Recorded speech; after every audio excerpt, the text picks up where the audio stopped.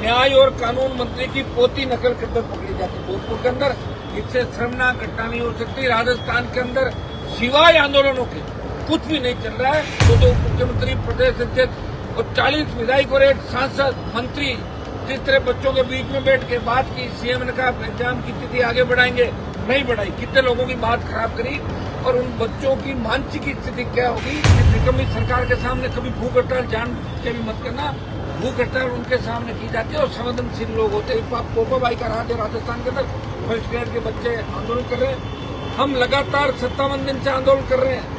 सरकार हमारी अग्नि परीक्षा तो ले रही है, लेकिन भजनलाल जी आपकी भी छुट्टी हो जाएगी, ये तय है। ये हमारा आक्रोश है कि प्रधानमंत्री और गृह मंत्री को संदेश दिया। प्रधानमंत्री से हमने टाइम मांगा मिलने का, अभी तक टाइम नहीं मिला।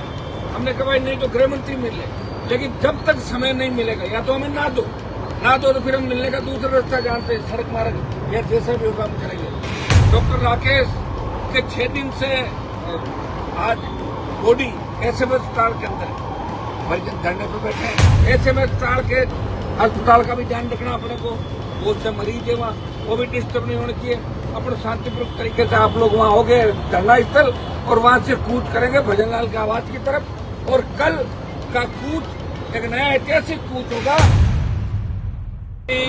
रद्द करने, आरपीएससी का पुनर्गठन, पेपर माफिया की गिरफ्तारी, राजस्थान के अंदर नकलें जो नकल चल रही है, नकल विरुद्ध जो कानून बना है उसकी सही ढंग से पालना नहीं हो रही है।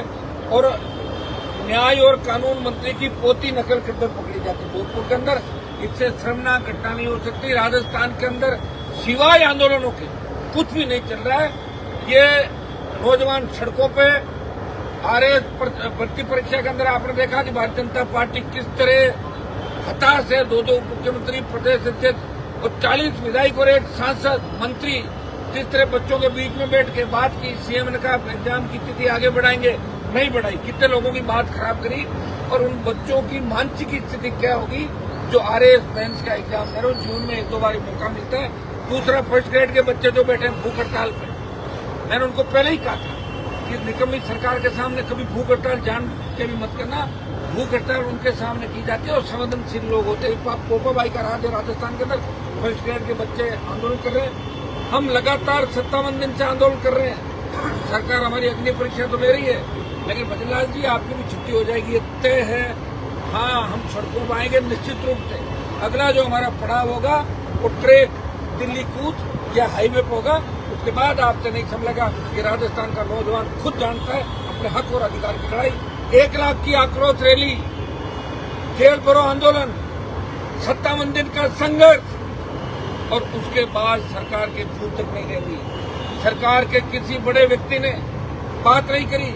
उस इंटरव्यू सरकार ने संभाग आयुक्त को और कमिश्नर को भेजा वहां पे और हमने उनकी बात रखी, सम्मान रखा कि कूच नहीं करेंगे। अगर उस दिन जयपुर की ओर कूच करते तो बहुत से लोगों को चोटें आ सकती थी, लग सकती थी, जान भी जा सकती थी। लेकिन हमने सरकार लोगों की भावनाओं को देखते हुए सरकार को अल्टीमेटम दिया। ये हमारा आक्रोश है कि प्रधानमंत्री और गृह मंत्री को संदेश दिया। प्रधानमंत्री से हमने टाइम मांगा मिलने का, अभी तक टाइम नहीं मिला। हमने कहा भाई नहीं तो गृह मंत्री मिल ले, लेकिन जब तक समय नहीं मिलेगा या तो हमें ना दो तो फिर हम मिलने का दूसरा रास्ता जानते हैं, सड़क मार्ग या जैसा भी होगा हम करेंगे। और 1 दिन हम वेट करेंगे। उसके बाद हम भी चाहेंगे कि 1 जुलाई का जो कोर्ट का कार्यक्रम, उससे पहले कुछ बड़ा किया जाए जिससे सरकार फिर जगे उठे। जो सोई हुई सरकार है भाइयों, डॉक्टर राकेश के 6 दिन से आज बॉडी एसएमएस अस्पताल के अंदर मरीज धरने पर बैठे हैं। मैं धन्यवाद दूंगा आप सबको और उन तमाम लोगों को जो आंदोलित है, बरसात में भीग रहे हैं, भूखे प्यासे, कि सरकार से न्याय की उम्मीद करके बैठे हैं, न्याय मांग रहे हैं। लेकिन आप किनसे न्याय मांग रहे हो? तो जब न्याय इन्होंने दिया ही नहीं कभी, जब इनका काम ही ऐसा नहीं, इनको खुद को ही दूसरे लोग न्याय दे रहे हैं, ये क्या राजस्थान के जवानों को न्याय देंगे?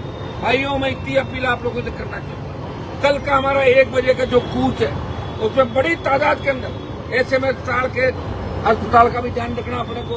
बहुत से मरीज है वहाँ, वो भी डिस्टर्ब नहीं होने चाहिए। अपने शांतिपूर्वक तरीके से आप लोग वहाँ हो गए धरना स्थल और वहाँ से कूच करेंगे भजनलाल की आवाज की तरफ। और कल का कूच एक नया ऐतिहासिक कूच होगा। अभी इसके अंदर ड्यूटी जयपुर शहर के अंदर जितने भी किसान के बेटे रहते हैं, चाहे वो किसी भी जाति के, ये नौजवानों को अब अगर तुम नहीं समझे तो 3.5 साल इसी तरह तुम्हारा शोषण होगा।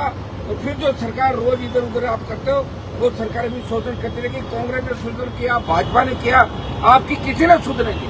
और जितने आपकी सुधरी है वो 25 साल से सत्ता को ठोकर मार के आपके बीच भीग रहा है, बीच गर्मी में खड़ा है, सर्दी में खड़ा है। आखिर कब तक सरकार इम्तिहान लेगी? क्योंकि हमारे समाजों के जो नेता है वो तो सो गए सारे के सारे। उनको पता है अगली बार जीतता नहीं, तो जितना माल बटोरना बटोर लो और खा पी के चलते बढ़ो। अगली बार जो पिछली बार जो थे वो सोच रहे पहले वाला माल बचा लें, उसके बाद हम आ जाएंगे। मुख्यमंत्री कह रहे हैं कि कांग्रेस के नेता हमसे मिलने आ रहे रात को अंधेरे में, बड़े मगरमच्छ पकड़ेंगे। वो बड़े मगरमच्छ कब पकड़ोगे? उससे पहले आप खुद ही चले जाओ, कहां से बड़े मगरमच्छ पकड़ोगे? हमारी राजस्थान की सरकार को चेतावनी है, समय रहते राकेश बिश्नोई के परिजनों से बात करे और उनकी मांगे माने, नहीं तो कल आपसे कोई बात भी नहीं करेगा। और अपने आप राजस्थान का नौजवान सड़कों में सरकार से लड़ेगा और संघर्ष करेगा।